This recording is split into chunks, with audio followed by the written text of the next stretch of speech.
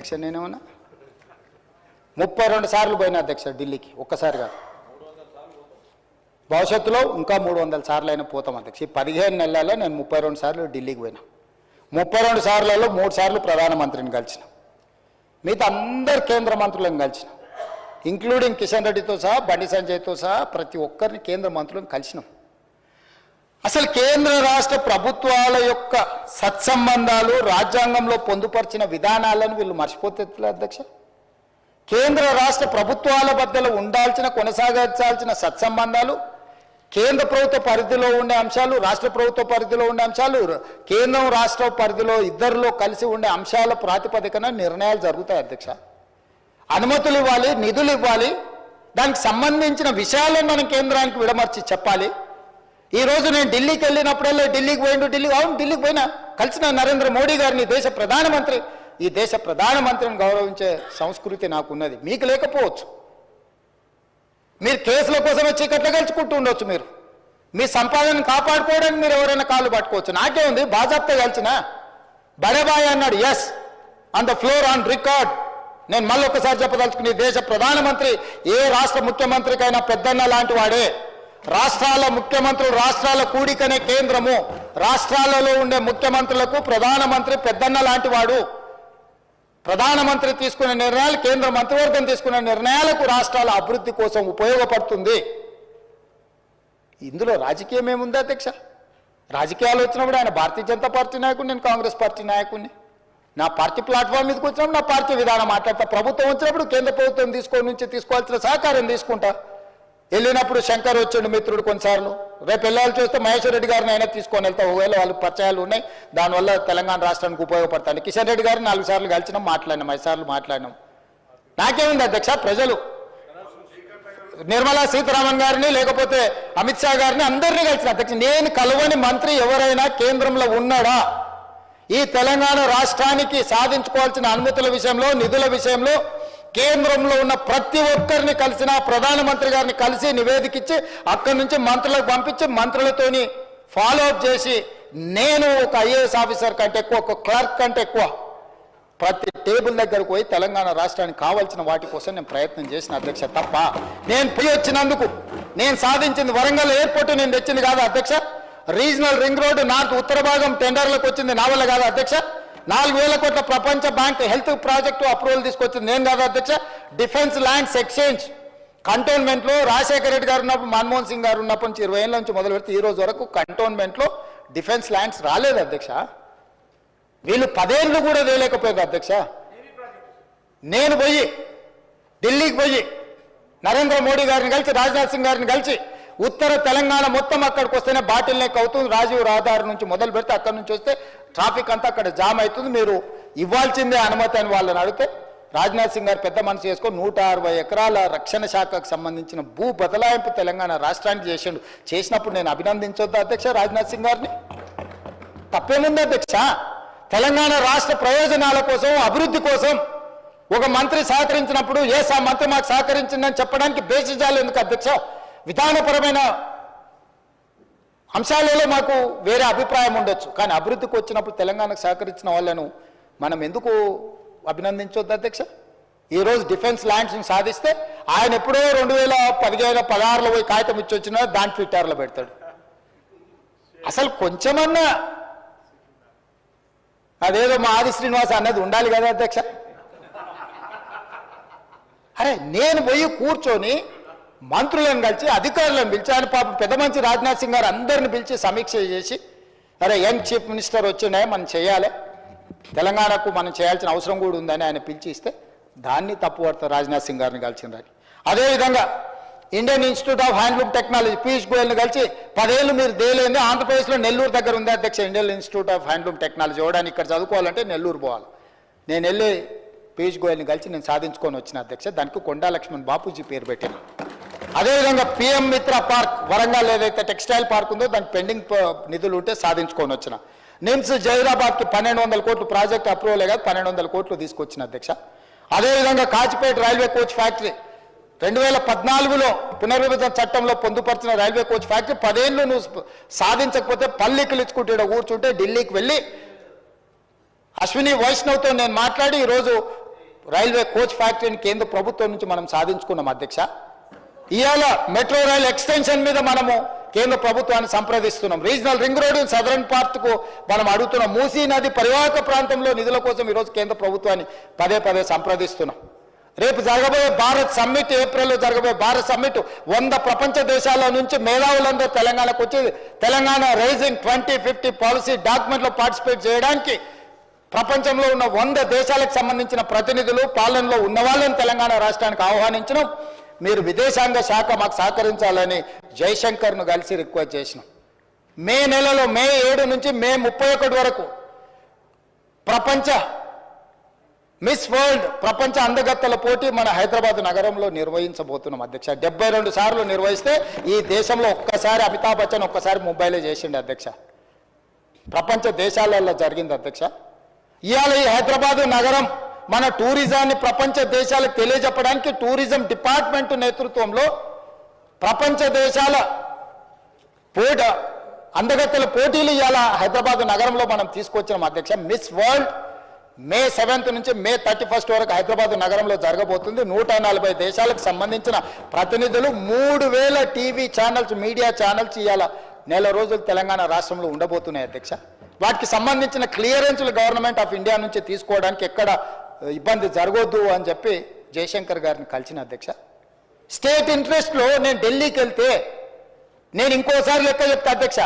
నేను ఎప్పుడు అయినా కమర్షియల్ ఫ్లైట్లో 1-2 సార్లు ఏమైనా చార్టర్ ఫ్లైట్లో పోయినేమో, ఎప్పుడు అయినా సామాన్యులతో పాటు కమర్షియల్ ఫ్లైట్లో మామూలు టికెట్ కొనుక్కొని పోయినా అధ్యక్ష. ఎన్నిసార్లు నేను మీలాగా దుబారా చేయలే. ఏడికి పోయినా దేవుడికి మొక్కుతే గవర్నమెంట్ పైసలు ఇస్తాం, మొక్కుడేమో ఈయన పైసలేమో గవర్నమెంట్వి. కిలోల కొద్ది బంగారము మొక్కు ఏదైనా ఉంటే వ్యక్తిగతం అధ్యక్ష. ప్రభుత్వం సొమ్ముతో ఎవరు మొక్కుబడులు తీర్చుకోరు అధ్యక్ష. ఏడికి పోయినా ఆయన చార్టర్ ఫ్లైట్లలో పోయి నేనేమన్నా అట్లా దుబారా చేసిన అధ్యక్ష. లెక్క తీస్తాం, దాన్ని కూడా లెక్క తీస్తాం. మీరు ఎన్నిసార్లు పోయారు, ఎక్కడెక్కడికి పోయారు, నేను ఎక్కడికి పోయినా, నేను పోయినప్పుడల్లా ఏం సాధించుకొని వచ్చినా, ఏం తెచ్చినా మీ కడపమంటే ఏందో నాకు అర్థం కావట్లేదు అధ్యక్ష. కేంద్ర ప్రభుత్వంతో సత్సంబంధాలు ఉండి మోడీ గారితో నవ్వుకుంటే ఫోటో దిగితే చూసినావా, మోడీతో ఫోటో దిగిండి అని. అంటే ఆయన ప్రధానమంత్రి, సహకారం అడుగుతున్నాం మనము ముఖ్యమంత్రిగా. రాని విషయాలు ఏమన్నా ఉంటే మనం పోరాడుతున్నాము. పోరాటంలో ఏమన్నా వెనకాడికి చేసినామా? అదేవిధంగా పూడూరులో 10 ఏళ్ళు నువ్వు పక్కన పెడితే లో ఫ్రీక్వెన్సీ నేవీ రాడార్ స్టేషన్ మీకు తెలుసు, తమకి పక్కనే పూడూరు దగ్గర 3000 ఎకరాలు. దేశ భద్రతకు సంబంధించి 10 ఏళ్ళు నువ్వు అడ్డం పెట్టి ఆ ప్రాజెక్టును పక్కన పెట్టినావు. ఆ ప్రాజెక్ట్ ఎంత కీలకం అంటే బే ఆఫ్ బెంగాల్లో ఎక్కడైనా శత్రు దేశాల నుంచి సంబంధించిన ఏదైనా ప్రమాదం ఈ దేశానికి పొంచి ఉంటే అక్కడ చిన్న కదలిక కదిలినా ఇక్కడ నుంచి రీడ్ చేసి ఎంబడే మన నిఘా వ్యవస్థలను అప్రమత్తం చేయడానికి అవసరమైన ప్రాజెక్ట్ అది. 3000 కోట్ల రూపాయలతో ఇక్కడ జరిగితే నువ్వు పెండింగ్ పెడితే తక్షణమే ఆ 3000 ఎకరాల భూమిని క్లియర్ చేసి ఆ ప్రాజెక్టును తీసుకొచ్చి ఈరోజు దేశ భద్రత విషయంలో రాజకీయాలకు అతీతంగా నేను వ్యవహరిస్తే నువ్వు ధర్నా చేస్తావా? ఈ దేశమే భద్రంగా లేకపోతే, ఈ దేశానికి రక్షణ లేకపోతే, ఈ దేశాన్ని రక్షించే సైనికులకు సహకరించకపోతే నీకు దేశభక్తి ఉన్నట్ట, లేకపోతే దేశ ద్రోహివా నువ్వు అని నేను అడుగుతున్నా అధ్యక్ష ప్రతిపక్ష పార్టీని. నాకేముంది అధ్యక్ష, అక్కడ నేవీ లో ఫ్రీక్వెన్సీ నేవీ రాడార్ స్టేషన్ కడితే నాకేమైనా కాంట్రాక్ట్ వస్తుందా అధ్యక్ష? ఈ దేశ భద్రత అధ్యక్ష. రాజ్నాథ్ సింగ్ గారు, నరేంద్ర మోడీ గారు వాళ్ళ ఇంటి కోసం కట్టడం లేదు కదా అధ్యక్ష. రాహుల్ గాంధీ గారు లేకపోతే ఇంకొకరు వాళ్ళ కోసం కట్టట్లేదు కదా అధ్యక్ష. దేశ భద్రత కోసం కట్టే దాంట్లో మీద కూడా నీ కుత్సితమైన రాజకీయాలు, నీ కలుషితమైన ఆలోచనలు, నీకు 50 ఎకరాల భూమి ఇయ్యలేదు, నీ కొడుకు ఇంటికి వస్తలేడు, వాస్తు కోసం ఏదో కట్టాలని డిఫెన్స్ భూములు అడుగుతూ ఇయ్యలేదని పగబట్టి కేంద్ర ప్రభుత్వాన్ని దేశ రక్షణనే ఫనంగా పెడతావా? అట్లాంటిది నేను పరిష్కరించిన అధ్యక్ష. నేను ఢిల్లీకి వెళ్ళడం వల్ల ఈరోజు నిన్నగాక మన గచ్చిబౌలి స్టేడియంలో మొత్తం డిఫెన్స్ ఎక్విప్మెంట్కు సంబంధించిన ఎగ్జిబిషన్ 3 రోజులు పెట్టిన లక్షలాది మంది విద్యార్థులు ఈరోజు అక్కడికి వచ్చి చూసిపోయారు. డిఫెన్స్ మొత్తం వ్యవస్థల్లో అక్కడికి తీసుకొచ్చి ఎగ్జిబిషన్ పెట్టించిన అధ్యక్ష. నేను ట్రై నేషనల్ ఫుట్బాల్ ఈవెంట్స్ నేను ఇక్కడ ఆర్గనైజ్ చేసిన అధ్యక్ష స్పోర్ట్స్ కోసం. నేను ప్రధానమంత్రిని కలిసి లెటర్ ఇచ్చిన అధ్యక్ష. 2036లో జరగబోయే ఒలింపిక్ గేమ్స్ మా హైదరాబాద్ నగరంలో నిర్వహించాలి, క్రీడాకారులను మేము తయారు చేస్తాం, మేము young India sports university, young India sports అకాడమీని స్టార్ట్ చేసినాం. సౌత్ కొరియాతో ఒప్పందం చేసినాం, ఆస్ట్రేలియాతో ఒప్పందం చేసినాం. క్రీడాకారులను ఉత్పత్తి చేసే రాష్ట్రంగా తెలంగాణ ఉంటే దేశంలో ఉండే ఏ క్రీడాకారునికైనా మేము శిక్షణ ఇచ్చే వ్యవస్థ తెలంగాణ రాష్ట్రంలో చేస్తున్నాం. మాకు అవకాశం ఇవ్వడానికి కేంద్ర ప్రభుత్వాన్ని నేను అడగొచ్చిన. స్పోర్ట్స్ మినిస్టర్ విజిట్కి వస్తున్నాడు. స్పోర్ట్స్ మినిస్టర్ కొన్ని ఫండ్స్ కూడా మనకు రిలీజ్ చేస్తా అని ఒప్పుకున్నాడు అధ్యక్ష మాల్వియా. సో మా రిలేషన్ రాష్ట్ర ప్రయోజనాలకు ఉపయోగపడాలి, రాష్ట్రాన్ని అభివృద్ధి పదం వైపు నడిపించాలని మేము ప్రయత్నం చేస్తుంటే మీరు అందులో కూడా మీ వంకర ఆలోచనలనే పెట్టి వంకర టింకర్గా ఆలోచన చేసి ఎంతకాలం ఈ వంకర టింకర రాజకీయాలతో బతుకుతారు, కాలం వెల్లదీస్తారని నేను అడగదలుచుకున్నా అధ్యక్ష. అదేవిధంగా అధ్యక్ష, పెట్టుబడులు శ్రీధర్ బాబు గారు నేను ముఖ్యమంత్రి అయిన 1.5 మంత్రులనే దావోస్కి వెళ్ళినాం. 40,000 కోట్ల రూపాయలు పెట్టుబడులు తెచ్చినాం.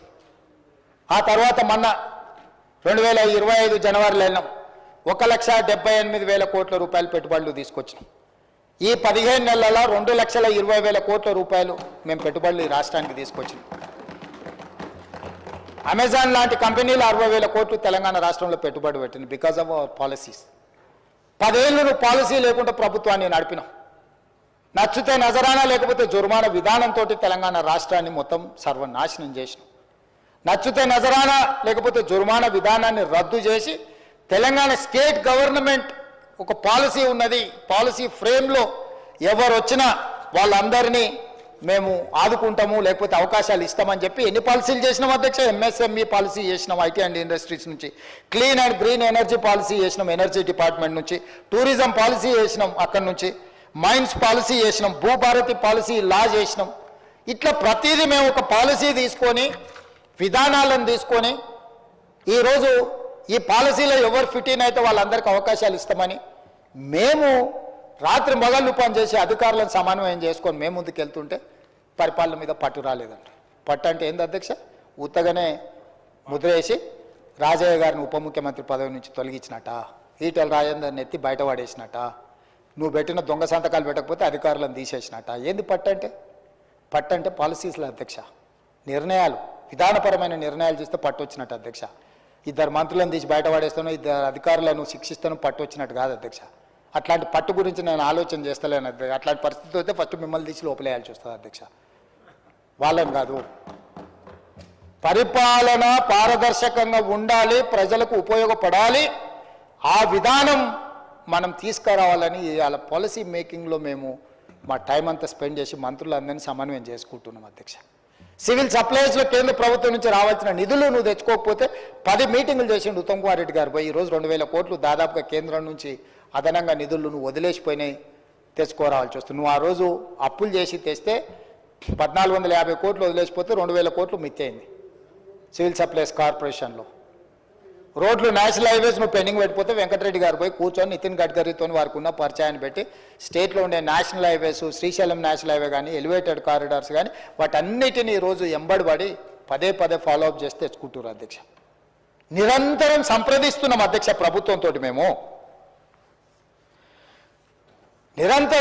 సంప్రదించుకుంటే ఈరోజు రోడ్లు వేయడానికి ప్రభుత్వం దగ్గర నిధులకి చూస్తే అన్నిటి బేసిస్ మీద ఈరోజు పంచాయతీరాజ్ ఆర్ఎండ్బి రోడ్లను అన్నిటిని కూడా ఒక పాలసీ తీసుకొచ్చి హ్యామ్ కింద ఈరోజు రోడ్లు ఇచ్చి ప్రతి గ్రామ పంచాయతీకి 12,000 పైచలు గ్రామ పంచాయతీలు ఉంటే నువ్వు 4-5 తండాలను గ్రామ పంచాయతీలు చేసిన గూడాలను.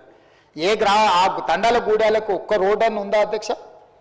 ఇవాళ తండాలను గూడాలను గ్రామ పంచాయతీలు చేసి గ్రామ కార్యాలయాలు లేవు, రోడ్డు లేదు, తాగడానికి నీళ్లు లేవు. వాటిని గ్రామ పంచాయతీలను బోర్డు తగిలిచ్చి వాళ్ళని తన్నుకునేటట్టు చేసి ఈరోజు సర్వం దెబ్బతీస్తే ప్రతి గ్రామ పంచాయతీకి కనీసం ఒక బీటీ రోడ్డు ఉండాలి మండల కేంద్రానికి అని ఒక విధానాన్ని తీసుకొచ్చి ఈరోజు రాష్ట్రం మొత్తం ఎట్ ఏ టైం హ్యామ్ విధానంలో, అదేవిధంగా మండలం నుంచి జిల్లా కేంద్రాలకు డబుల్ రోడ్డు ఉండాలి, జిల్లా కేంద్రం నుంచి రాష్ట్ర రాజధానికి 4 లైన్ ఉండాలి అని ఈరోజు హ్యామ్లో పాలసీ తీసుకొచ్చి ఈరోజు చేస్తున్నాం అధ్యక్ష. ఒక పాలసీ చేయాలంటే మీకు తెలియదు అధ్యక్ష ఎంత సమయం పడుతుందో, ఎన్ని రకాలుగా మనం చూసుకోవాలో. ఇలాంటి కలుషితమైన మనుషులు ఉండి ఏదైనా ఆరోపణ చేయాలని చేస్తుంటే ఈరోజు మేము తీసుకొస్తున్న విధానాలు మీకు తెలియదు అధ్యక్ష. హైదరాబాద్ నగరంలో ఔటర్ రింగ్ రోడ్డు లోపల గ్రామ పంచాయతీ ఉంది, మున్సిపాలిటీ ఉంది, మున్సిపల్ కార్పొరేషన్ ఉంది, జిహెచ్ఎంసీ ఉంది అధ్యక్ష. 4 రకాల పరిపాలన వ్యవస్థలు ఉంటే ఎవడు తోసినట్టు వాడు చేస్తుంటే దేనికి పొంతన లేకపోతే ఔటర్ రింగ్ రోడ్డును మొత్తాన్ని inside of outer ring road core urban reason అని తీసుకొచ్చి గ్రామ పంచాయతీలో మున్సిపాలిటీలో మున్సిపల్ కార్పొరేషన్లో అన్నిటిని ఒక యూనిట్ కింద తీసుకొచ్చి కోర్ అర్బన్ రీజన్ మొత్తం నెట్ జీరో సిటీ కింద కాలుష్యాన్ని నియంత్రించాలని 3000 ఆర్టీసీ బస్సుల్ని ఎలక్ట్రిక్ బస్సులను తీసుకురావాలని ఎలక్ట్రిక్ వెహికల్స్కి జీరో ట్యాక్స్. ఈ రాష్ట్రంలో ఎలక్ట్రిక్ వెహికల్ ఎవరు కొనుక్కున్నా పన్ను లేకుంటే జీరో ట్యాక్స్ వేసింది దేశంలో మన రాష్ట్రం అధ్యక్ష. ఈరోజు ఆటోలు కొనుక్కోవడానికి ఎలక్ట్రిక్ ఆటోలు కొనుక్కుంటే పన్ను రద్దు చేసింది మనం అధ్యక్ష.